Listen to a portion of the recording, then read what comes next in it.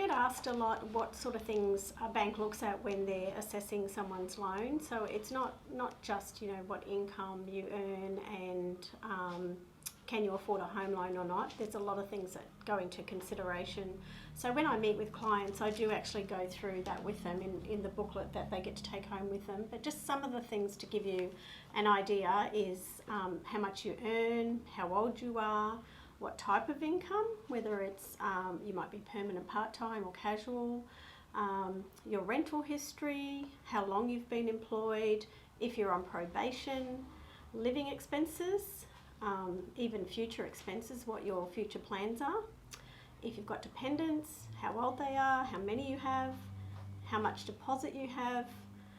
the type of property you want to buy and the location, if you're going to have continuing debts like credit cards, if your deposit is genuine savings or if you've got an inheritance or you've had a windfall. The current interest rates are taken into consideration, and things like if you have a HECS debt, credit history, how many jobs you've had in the last 3 years, and so on and so forth. So even from that short list that I've just read out to you, there's just so much more that the banks look at as a whole for your loan application.